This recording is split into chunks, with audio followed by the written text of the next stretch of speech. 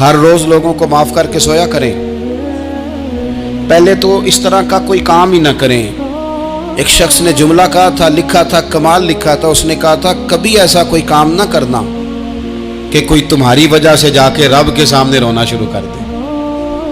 ایسا کوئی کام نہ کرنا کہ کوئی بندہ تمہاری شکایتیں اللہ رسول کو لگائے. اس طرح کا کبھی کام نہ کرے کہ وہ تڑپ اٹھے اور کہے اب تمہارا شکوہ میں نے وہیں کرنا ہے. کچھ لوگوں کی شکایتیں کرنی پڑتی ہیں اللہ رسول کی بارگاہ میں بھی، اپنے مشائخ کی بارگاہ میں کر دیتے ہیں. بعض اوقات انسان وہ بے بسی کے عالم میں کرے یا بہت زیادہ تکلیف اسے سہنی پڑے تو تب کرے، ہو جاتا ہے. تو ایک تو ایسا کریں نا، اور کوشش کریں لوگوں کو معاف کر دیں، اپنے دل سے چیزیں نکال دیں. ہم معافی نہیں دیتے، کبھی کبھی صلح تو کر لیتے ہیں، صلح ہو جاتی ہے. پنچایت میں صلح ہو گئی، پھر لڑائی ہوئی، پھر بات شروع سے شروع ہو گئی کیونکہ ہم نے معافی، پھر وہ بات شروع ہو گئی 1955 سے. تو وہ بھی آکھیا سی، تو اے بھی کیتا سی، وہ بننے والی گل یاد ہی، او بس کر یار، کچھ بھولیں بھی تو. بچے پتہ کیوں خوش رہتے ہیں؟ آپ کو پتہ ہے بچے کیوں خوش رہتے ہیں؟ بچوں کو بات بھول جاتی ہے. اس لیے بچے، اماں نے ادھر 2 تھپڑ مارے 3-4 منٹ پہلے، اور اگلے 5 منٹ میں اماں نے پھر ماتھے کا بوسہ لیا تو بھول گئی بات. اللہ کرے کوئی تھوڑے تھوڑے بچے بھی بن جائیں. یہ جو بہتے سیانے ہیں نا، ان کا بھی اللہ ہی حافظ ہے. عقل زیادہ آ گئی ہے نا. اس لیے اقبال جیسے لوگوں نے کہا تھا خیرت کی گتھیاں سلجھا چکا ہوں، یا رب مجھے صاحب جنوں کر دے، صاحب جنوں کر دے، صاحب اللہ کوئی تھوڑا سا مجھے مجنون بھی بنا. یہ زیادہ عقل تو کسی کام کی رہی نہیں، پاگل کر دی، پاگل کر دی. بہت سارے لوگ ایسے زیادہ سمجھدار ہوتے ہیں، لہذا معافی دینے کو تیار ہے. معافی دیں. جب کوئی معافی کا مطالبہ کرے تو اسے معافی. سب سے مشکل کام ہوتا ہے لمبی لسٹ والے دشمن کو معاف کرنا. لسٹ جس کی لمبی ہو نا غلطیوں کی، ایک آدھ غلطی تو معافی ہو جاتی ہے. کچھ لوگوں کی لسٹ بھی بڑے کچھ عادی مجرم بھی ہوتے ہیں، لسٹ لمبی ہوتی ہے، ان کو معافی دینا بھی تھوڑا سا مشکل ہوتا ہے. لیکن کمال بھی یہ ہے کہ جس کی لسٹ لمبی ہو اسے یک جنبش قلم بندہ معاف کر دے. کو چھٹی ہو گئی، جا تجھے معاف کیا. اور یہ ہمیں کیوں کرنا چاہیے کہ میرا رب بھی ایسے کرتا ہے، میرا رب بھی ایسے، وہ گنواتا تو نہیں نا، یہ بھی کیا، یہ بھی کیا، یہ بھی کیا. حضور فرماتے ہیں، ذرا سننا حدیث، حضور فرماتے ہیں کچھ لوگوں پہ اللہ کرم کی چادر ڈال کے نا قیامت والے دن، یہاں بھی اس نے پردہ رکھا تھا تو وہاں بھی کرم کی چادر ان پہ ڈلے گی. تو اللہ فرمائے گا یہ گناہ کیے تو چھوٹے چھوٹے گناہ اس کے گنوائے جائیں گے. یہ اب وہ ڈرے گا، چونکہ پتہ تے سارا ہے نا سردار نو کیتیاں دا. اب وہ ڈرے گا، چھوٹے چھوٹے گناہ اس کے گنو، تو اس کا خیال ہے بڑے بڑے بھی نہ سامنے آ جائیں. چھوٹی چھوٹی غلطیاں اس کی گنوائی جا رہی ہیں تو ڈر رہا ہے، کانپ رہا ہے. قربان جائیں نبی پاک کے لفظوں پہ.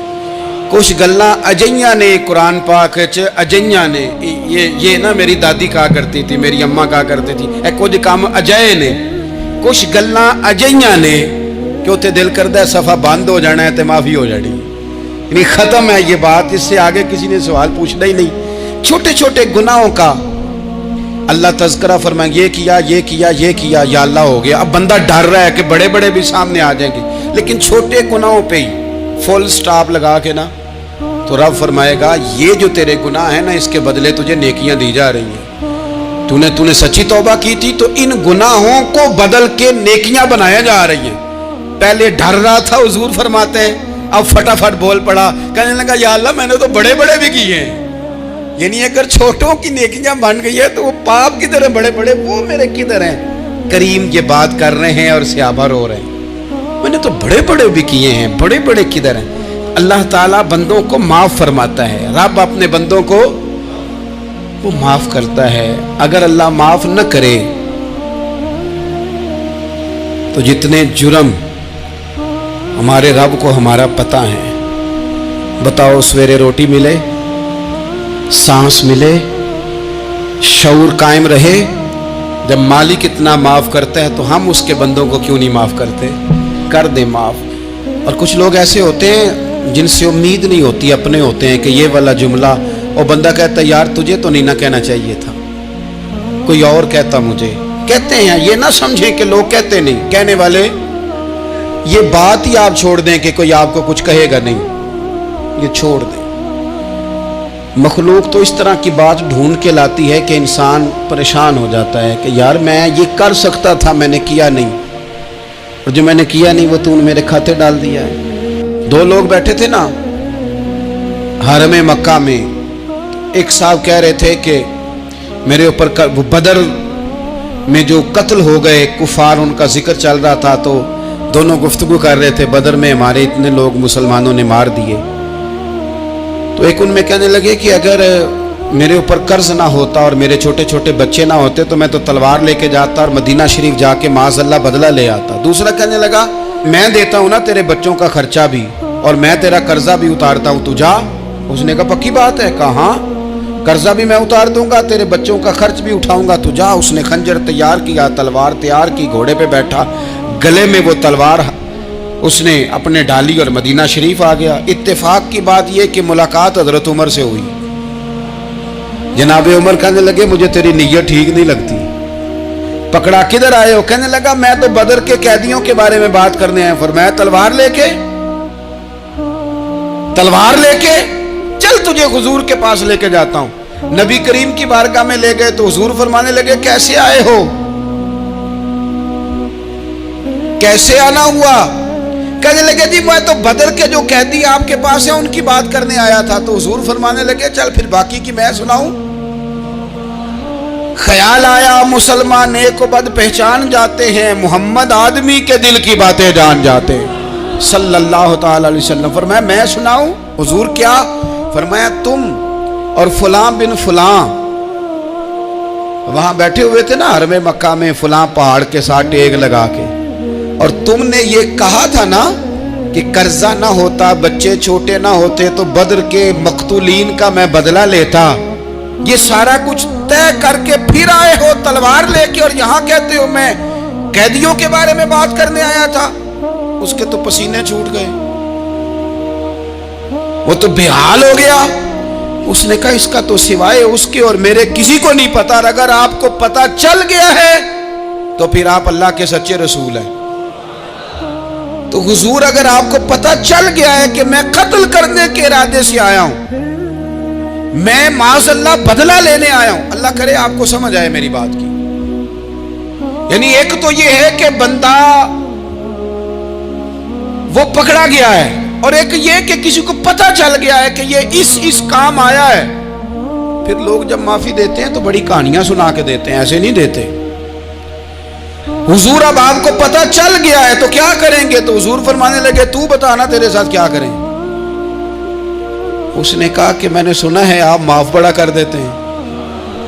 یعنی یہ گھر سے کوئی پیار کرنے نہیں آیا، پھولوں کا گلدستہ لے کے نہیں آیا، تلوار لے کے آیا، لیکن یہ میرے محبوب کا حوصلہ ہے، اور آیا بھی عین مسلمانوں کے بیچ ہے، جو چاہیں اس کے ساتھ کر سکتے ہیں۔ اس نے کہا معاف کر دیں، تو حضور نے فرمایا جا میں نے معاف کیا۔ حضور نے معاف کیا۔ وہ کہتا ہے حضور معاف کر رہے تھے اور رب میرے دل میں ایمان کو تازگی عطا فرما رہا تھا۔ حضور نے معاف کیا اور میں نے کلمہ پڑھنا شروع کر دیا۔ ایسے لوگ سامنے کھڑے ہو گئے فتح مکہ کے دن کہ جن کے چہروں سے ان کی زیادتیاں عیاں ہو رہی تھیں، ان کے ظلم چھلک رہے تھے چہروں سے۔ حضور کے سامنے کھڑے ہیں، کانٹے بچھانے والے بھی، روڑے مارنے والے بھی، گلے میں رسیاں ڈال سارے کھڑے ہیں۔ حضور نے فرمایا بتاؤ تمہارے ساتھ کیا سلوک کروں؟ انہوں نے کہا آپ کریم ہیں۔ تو حضور نے پتہ کیا کہا؟ قرآن پاک میں ایک سورہ یوسف ہے، کچھ لوگوں کو لفظ یہ قصہ بھی بڑا برا لگتا ہے، تو اللہ فرماتے ہیں نحن نقص علیک احسن القصص، محبوب ہم آپ کو ایک سونا قصہ سنانے لگے۔ اس کو اللہ نے قصہ کہا، سونا قصہ، سورہ یوسف کو۔ تو سورہ یوسف کیا ہے بھلا؟ ذرا انداز دیکھیے سورہ یوسف کا۔ پہلے حضرت یوسف لاڈلے ہیں باپ کے، لاڈلے، پھر اسی جناب یوسف کے منہ پہ تماچے ہیں، پھر وہی جناب یوسف کنویں میں ہیں، پھر کنویں سے بچ گئے۔ کنویں میں گرا بھی بندہ کبھی بچتا ہے، بچ گئے، اللہ کی شان ہو تو بچ جاتا ہے، بچ گئے۔ فرماتے ہیں میں نے سمجھا بچ گیا ہوں، جب بچ گیا تو بڑی تکلیف ہوئی۔ بھائیوں نے کہا ہمارا غلام ہے، ہم نے بیچنا ہے۔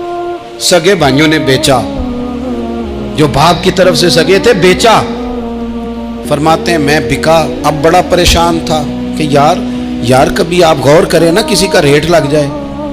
فرماتے ہیں اب بڑا پریشان تھا، اور جب میں مصر میں گیا تو میں کونے میں کھڑا ہوں اور لوگ مجھے خرید رہے ہیں. محبت میں یہ قصہ سنانا تو آسان ہے کہ بی بی اٹی لے کے آ گئی تھی، پر جو بیکرا ہے اس کا بھی تو حال دیکھو نا کیا ہے، اس کا ریٹ لگ رہا ہے. یہ بھی تو بڑی. اور جناب یوسف کہتے ہیں پھر عزیز مصر نے خرید لیا تو بادشاہ کے گھر گیا تو کچھ سکھ کا سانس آیا. یہ حضرت یوسف ہیں، یہ لاڈلے ہیں. فرماتے ہیں سکھ کا سانس لیا ہی تھا کہ جناب زلیخا نے الزام لگایا، اور وہ غلطی معاذ اللہ جس کا تصور بھی نہیں، اس کی پاداش میں سالوں جیل کاٹا. لیکن خدا کی حکمت ہے نا، اللہ کا کرم ہے نا، جس ملک کے وہ قیدی تھے رب نے اسی ملک کا حکمران بھی بنا دیا. یہ اللہ کی حکمت ہے نا، تقاضے ہیں نا. صبح کے تخت نشین شام کے مجرم ٹھہرے، ہم نے پل بھر میں نصیبوں کو بدلتے دیکھا. وہ جو چاہے جب چاہے کر دے. تو جب وہی بھائی مجبور ہو کر سوالی بن کر سامنے آئے ہیں، پتہ کیا ہوتا ہے، بندہ معاف کر دیتا ہے. بہت سارے لوگ معاف کرتے ہیں پر کہانیاں سنا کے، پتہ جے نا ادو کی آکھیا سا جے، پتہ جے نا ادو کی کیتا سا جے، پھر پتہ جے نا تسی اے بھی آندے سو. یہ ساری کہانیاں سنا کے.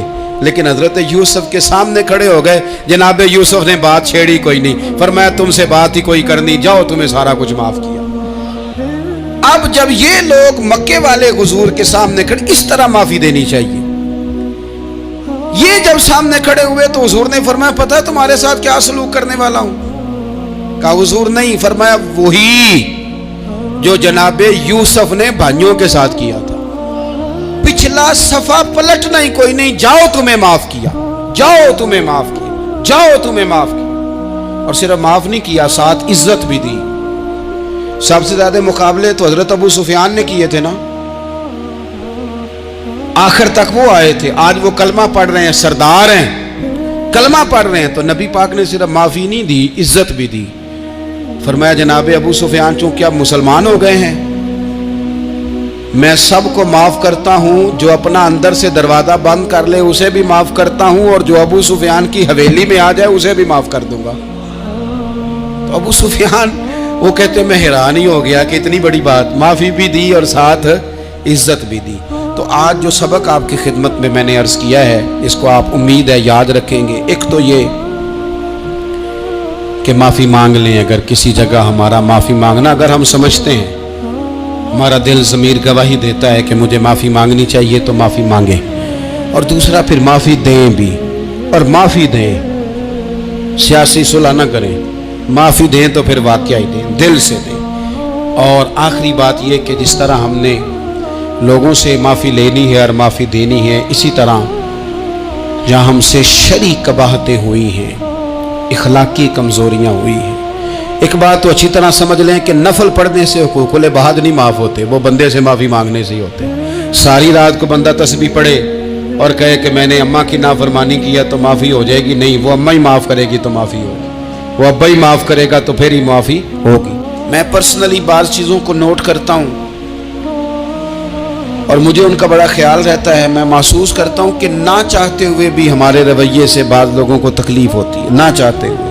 تو حقوق العباد کے مسئلے میں ہم زیادہ کمزور ہو جاتے ہیں. آج یہ سوچنا ہے کہ وہ جو میری ذمہ داریاں ہیں، جو شریعت نے، دین نے، اسلام نے، اور کچھ میں نے خود کہیں شاگرد بن کر، کہیں ارادت مند بن کر، کسی جماعت کا ممبر بن کر، کسی مسجد کی ذمہ داری لے کر، کسی ویلفیئر کام کی ذمہ داری لے کر، کسی غریب کی ذمہ داری لے کر، کسی مزدور کی ذمہ داری لے کر، جو میں نے اپنے اوپر خود چیزیں ضروری قرار دے لی ہیں، میں ان میں کہاں تک کامیاب ہو سکا ہوں. اپنی ذمہ داریوں کا حضرت معاویہ بن خدیج رضی اللہ تعالیٰ عنہ ایک صحابی ہیں، وہ فرماتے ہیں کہ مجھے حضرت عمر نے کہیں بھیجا تھا جہاد کے لیے، تو میں وہ کامیابی کی خبر لے کر دوپہر کو لوٹا. تو عرب شریف کے اندر چونکہ گرمی زیادہ ہوتی ہے، میں نے مناسب نہیں سمجھا کہ میں حضرت عمر کو دوپہر کو جگا کے خبر دوں کہ حضور بے فکر ہو جائیں، اللہ نے کامیابی دے دی.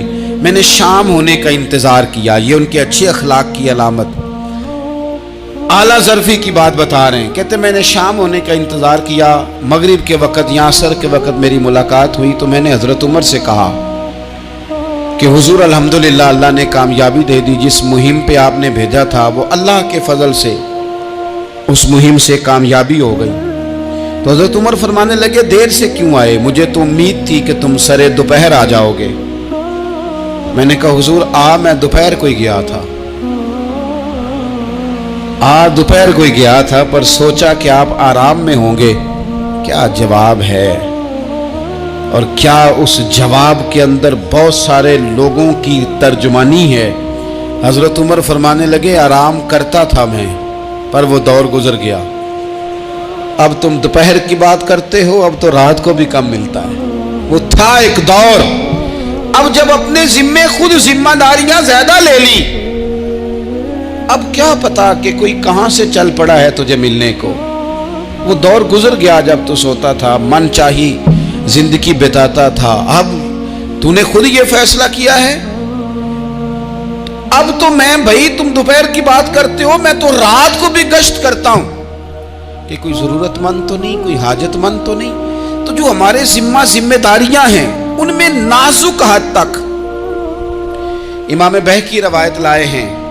एक सहाबी थे जो हुजूर को हंसाया करते थे, हुजूर को हंसाते थे, नबी पाक को बड़े प्यारे थे। इस तरह के भी कुछ बंदे होने चाहिए, इस तरह के भी कुछ बंदे। सहाबा किराम अलैहिम रिदवान फरमाते हैं जब हुजूर गम उम्मत में परेशान होते थे तो हम मुंतज़िर होते थे कि कभी वो हंसाने वाला आज आ जाए ना, दो चार बातें ऐसी कर जाए ना हंसाने वाली, तो मामला ठीक हो जाए। कुछ लोग ऐसे होते हैं जिनको देख के ही चेहरे पर ताजगी आ जाती, मिसले तावीज़ होते हैं ना कुछ लोग, वो जब भी मिलते हैं शिफा होती है। तो ये हुजूर के पास बैठे हुए थे और हंसाने वाली गुफ्तगू कर रहे थे। तो नबी पाक भी इनसे बातें करने लगे। तो बात करते करते ना हुजूर ने उंगली इनकी तरफ बढ़ाई तो इनके वजूद को उंगली लग गई। एक तो वो रवायत है ना कि सफ़े सीधी कराते वक्त हुजूर तीर के साथ सफ़े सीधी करा रहे थे, तो एक सहाबी के पेट पे लग गया, उंगली लग गई। अजीब दीवाने कहने लगे आपने मुझे तकलीफ दी है, माज़अल्लाह उंगली चिबो दी, मैंने तो बदला लेना है। हमारे यहां मसला ये बन गया है कि कोई बड़ा आदमी भी अपने आप को कानून के हवाले नहीं करता। मुल्क से लेकर उम्मत मुस्लिमा के कुल मसाइल तक हमारे मुल्क के अंदर हर बंदा, उसका मिजाज होता है कि वो अपने आप को कानून से भालातर समझता है। लाइन में लगना लोग पसंद नहीं करते। ये एक बहुत बड़ा मसला है। हुजूर सल्लल्लाहु अलैहि वसल्लम की उंगली लग गई तो कहने लगे आपने तो मुझे तकलीफ दी है, मैं तो बदला लूंगा। तो हुजूर ने फरमाया ले ले बदला। अपने आप को कानून के हवाले बड़ा आदमी जब करता है तो कानून की इज्जत बढ़ती है, कानून का वकार बढ़ता है, सोसाइटी के अंदर फिर ताकतवर कानून हो जाता है। लेकिन जब गरीब आदमी के लिए कानून और हो और अमीर के लिए कानून और हो, तो असल मामला तो कानून की बालादस्ती का है, आईन की पासदारी का है, उसूलों पे खड़े होने का है। तो नबी पाक सल्लल्लाहु ताला अलैहि वसल्लम से कहा कि मैं, हुजूर ने फरमाया ले लो बदला। ये हुकूकुल इबाद की नज़ाकत अर्ज कर रहा हूं, ले लो बदला। उन्होंने कहा जी पेट से कपड़ा हटाइए, तो हुजूर ने पेट से कपड़ा हटा दिया। तो बड़े दीवाने आदमी थे, उन्होंने उम्मत को बताना था कि कुछ इस तरह के रंग भी होते हैं मोहब्बत करने के लिए, उल्टी ही चाल चलते हैं दीवान गाने इश्क, आंखों को बंद करते हैं दीदार के लिए। इस तरह भी कभी कभी होता है। कपड़ा हुजूर ने हटाया तो उन्होंने नबी पाक के जिस्म नूर को चूमना शुरू कर दिया। कहने लगे दिन बड़े हो गए थे, मौका नहीं को बन रहा था, तो चलो ये एक मौका मिला है, हुजूर आपको किसी के साथ ज्यादती कर सकते हैं। तो मैं तो मौका तलाश कर रहा था, और मेरे भाई नमाज का भी मौका तलाश करते थे सहाबा, जिहाद का भी मौका ढूंढते थे, पर महबूब से मोहब्बत का भी मौका ढूंढते थे। कभी कभी ना मोहब्बत का भी तो मौका, निरे खुश्क नहीं ना हो जाना चाहिए। ना इल्मा विच फसा सानू, तू यार दी गल सुना सानू। उथे इल्म दा सिक्का नहीं चलदा जिथे इश्क हुरां दा डेरा है। तो कभी इधर भी हैं। حقوق العباد کے معاملے میں نزاکت. اور پھر جو آیت میں نے قرآن پاک کی پڑھی، ایک تو یہ ہے کہ آپ لوگوں سے معافی لے، معافی مانگے. ہمارے ہاں نا معافی کا مزاج، قبول کریں جب کوئی بندہ معافی طلب کرے تو معافی. ہمارے ہاں معافی مانگنے کا رواج میں آپ یقین کریں سرے سے ہے ہی نہیں، بلکہ الٹا لوگ چڑھائی کر جاتے ہیں، کہتے ہیں اوہو تم نے معافی مانگ لی ہے تو معاملہ ہی ختم ہو گیا. اور جو آدمی، میں بڑے زمانے سے کہہ رہا ہوں کہ میرے ملک میں ایک رواج بنتا جا رہا ہے، جس کی زبان جتنی زیادہ سخت ہوتی ہے اس کا عروج اتنا زیادہ ہوتا ہے. جو تھوڑا سا شرافت کا مظاہرہ کرے لوگ اسے بزدل سمجھ لیتے ہیں. عزیز بھائیوں، اپنی زندگی میں معافی مانگنے کا مزاج بنائیں. آپ طلب کریں کہ یار مجھ سے غلطی ہو گئی، میں انسان ہوں. آپ یقین کریں ڈھیر سارے لوگ ہیں جن کے ذمہ ڈھیروں معافیاں ہیں، لیکن ان کا مزاج نہیں، ان کی طبیعت نہیں، ان کا تکبر آڑے آ گیا ہے. اور میرے نبی پاک صلی اللہ تعالی علیہ وآلہ وسلم نے فرمایا تھا یہی بدلہ دے دو کسی کا دینا ہے تو، یہی معافی لے لو یہی. ورنہ فرمایا یاد رکھنا قیامت کے دن تو اس طرح ہوگا کہ اگر سینگ والی بکری نے بغیر سینگ والی بکری کو مارا ہوگا اسے بھی قیامت میں بدلہ دینا پڑے گا. یہی معافی تلافی لے لو یہی. تو ہمارے ہاں مزاج نہیں. مزاج بنائیں نا آپ، معافی کا مزاج بنائیں. رسمی ویسے معافیاں مانگتے ہیں، آج پہ جا رہا ہوں بھائی اگر کوئی ہو گئی تو معاف کر دینا، یہ تو رسم ہے، تو بڑی دنیا ادا کرتی. آپ کو پتہ ہے کہاں آپ کو معافی لینی ہے. تو جہاں جہاں اس طرح کے معاملات ہیں وہاں آپ کلیئر کریں. صحیح بخاری میں حدیث ہے حضرت ابو ذر غفاری سے، جب کسی نے کہا کہ آپ نے اسی طرح کے کپڑے خود پہنے ہیں جس طرح کے آپ کے غلام نے پہنے، یہ کیا معاملہ ہے؟ تو فرمانے لگے، اعلانیہ خود بتانے لگے، فرمانے لگے مجھ سے ایک دفعہ غلطی ہو گئی تھی، میں نے ایک غلام کو جھڑک دیا تھا تو نبی پاک نے مجھے تنبیہ فرمائی، تو میں نے اس غلام سے معافی بھی مانگی، اور اس دن سے لے کر آج تک میں جس طرح کا خود لباس پہنتا ہوں اسی طرح کا اپنے غلام کو پہناتا ہوں. تو وہ خود بیان کر رہے ہیں، وہ لوگ اظہار کر رہے ہیں کہ ہم نے یہاں نبی پاک علیہ الصلوۃ والسلام کے تنبیہ کرنے پر ہم نے اپنے غلام سے، خادم سے یا کسی غلام سے معافی مانگی. تو معافی مانگنے سے بندے کا قد کبھی چھوٹا ہوتا ہے؟ میرے نبی پاک علیہ السلام نے فرمایا جو معافی مانگ لے اللہ تو اس کی عزت میں اضافہ کر دیا کرتا ہے. تو اس لیے ایک تو جہاں یہ معاملہ ہے وہاں، اور دوسری جو آیت میں نے تلاوت کی اس میں اللہ کہتا ہے کہ غصہ پی بھی جاؤ، معافی مانگو بھی اور معاف کر بھی دو. والکاظمین الغیظ والعافین عن الناس، فرمایا وہ لوگ جو غصہ پی جاتے ہیں اور لوگوں سے درگزر کرتے ہیں، لوگوں سے درگزر کرتے ہیں. واللہ یحب المحسنین، اللہ ان احسان کرنے والوں سے محبت فرماتا ہے، ان سے اللہ پیار کرتا ہے. تو رب فرماتا ہے جو غصہ پی جاتے ہیں والعافین عن الناس